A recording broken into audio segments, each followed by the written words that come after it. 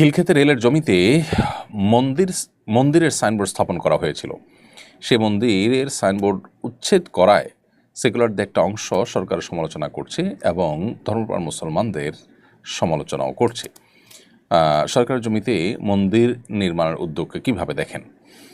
দেখুন, সর্বপ্রথম কথা হলো যে আমাদের দেশে এই ধরনের ঘটনা, ধরুন কোনো সরকারি জায়গাতে মসজিদ হয়েছে, সরকারি জায়গা দখল করে কেউ মসজিদ করেছেন, সেটা যদি উচ্ছেদ করার কোনো উদ্যোগ নেওয়া হয় তাহলে সেক্ষেত্রে সেটার সমালোচনা করে কোনো নিউজ হতে দেশে আপনি ভুলেও দেখবেন না, বরং সেখানে সরকারি জায়গা দখল করে যারা এই ধরনের কাজ করেছে তাদের সমালোচনা করে নিউজ আমরা সবাই করব এবং সেটাকে আমরা অ্যাপ্রিসিয়েটও করি যে আল্লাহর ঘর বানানোর জন্য কারোর এভাবে সরকারের জায়গা দখল করে ঘর বানানো এভাবে উচিত নয়।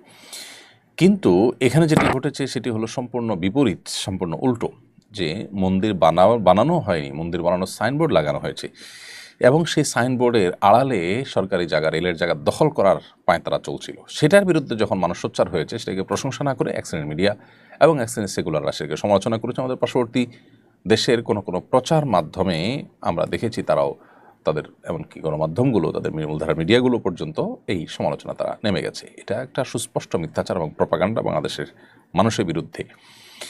সরকারি জমিতে যদি মসজিদে থাকে সেটা অনেক সময় উচ্ছেদ করা হয়। অতএব এটা একেবারে রুটিন ওয়ার্ক, একেবারেই স্বাভাবিক বিষয়। এভাবেই আসলে আমাদের দেশে এক শ্রেণী মিডিয়া সাদাকে কালো, কালোকে সাদা করে তারা দেখাবার চেষ্টা করে। এখানে ধর্মপ্রাণ মানুষদেরকে উগ্র হিসেবে দেখানোর চেষ্টা করা হয়েছে, সংখ্যালঘুদের নির্যাতিত দেখানো হয়েছে, অথচ পুরো বিষয়টা হলো সম্পূর্ণ বিপরীত। সেখানে মন্দির তো নির্মাণ দূরের কথা, মন্দিরের সাইনবোর্ড শুধু লাগানো হয়েছিল, মন্দির নির্মাণ হয়নি, কিন্তু বলা হয়েছে যে মন্দির নির্মাণ হয়েছে এবং সেটা ভাঙা হয়েছে। পুরো জিনিসটাই হলো ভিত্তিহীন।